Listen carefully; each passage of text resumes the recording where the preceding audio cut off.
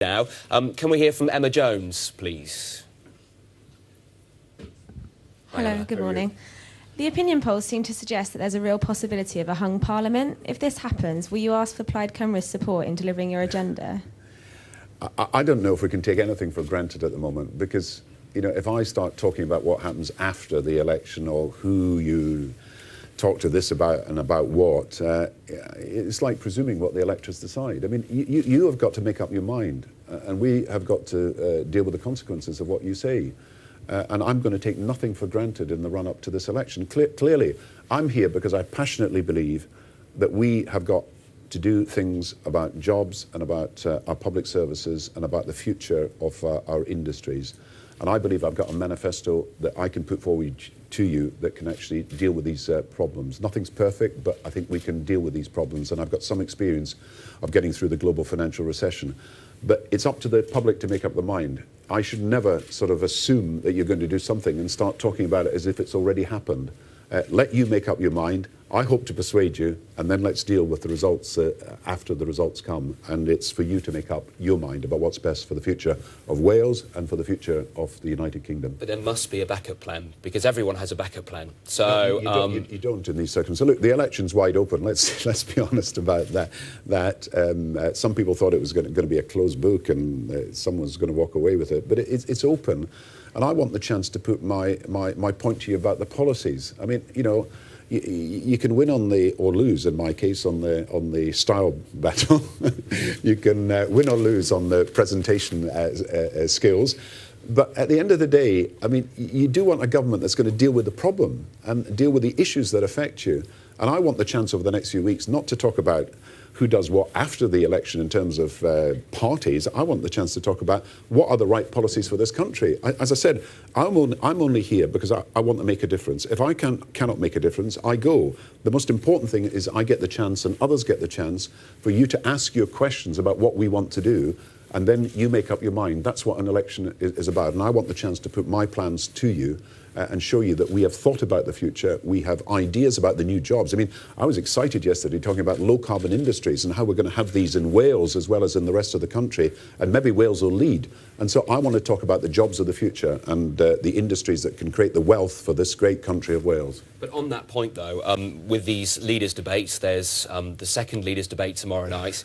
I'm not sure I'm allowed to say where. But how much, or to what extent do you think the public are making their decision based on performance in these debates as opposed to individual party policies? Look, you know, people have political honeymoons because you get to know someone for the first time and you say, well, this is good, this is good, and this is good. But at the end of the day, it's going to be about substance, isn't it? You're not going to put... One or two people here are looking for a job. Others are looking for better educational chances. Some are wanting to start their business. Some are worried about their own business at the moment. I mean, that's what the debate is about, how you can actually create better opportunities in this country, better prospects for young people, apprenticeships, college, university, new jobs of the future, and that's what the issues are about. To be honest, I think the personality, style, presentation side is of interest, but at the end of the day, it's about your job and your health service and your schools and your police and about your future. And that's the basis on which I think most people will make their final decisions. But that said, people are judging you and will be judging you tomorrow night, perhaps on your performance. Have you learnt anything from last week's debate? And if so, what are we going to see tomorrow night? I've learnt over a period of time, you tell the truth, you put your view, people have got to make up their mind.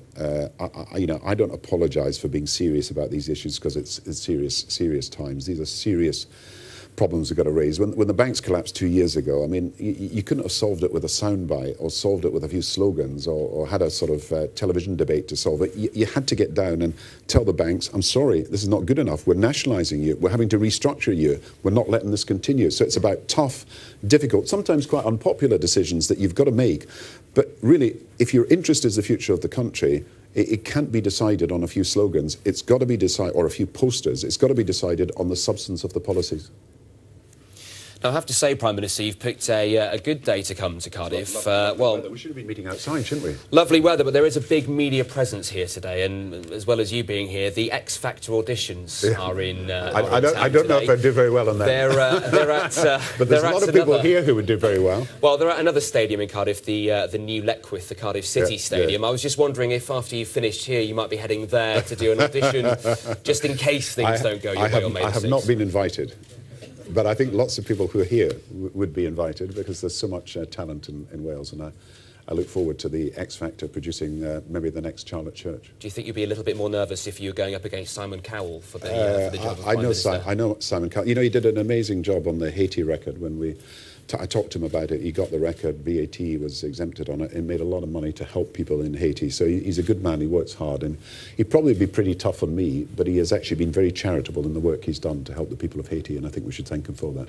Lovely. Well, thanks for your time today, Prime Minister.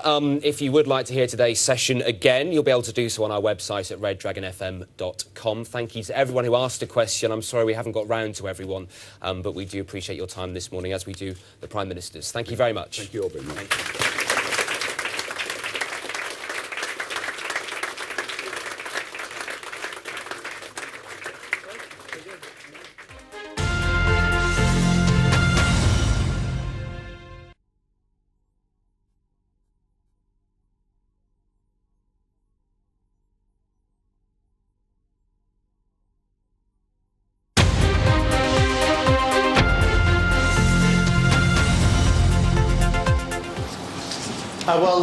Good morning, everyone. Thank you for coming to our press conference. Today, as many of you know, David Cameron is in the West Country in a Liberal Democrat seat, talking about accountability in politics and explaining why only the Conservatives can guarantee real political change. And today we're also launching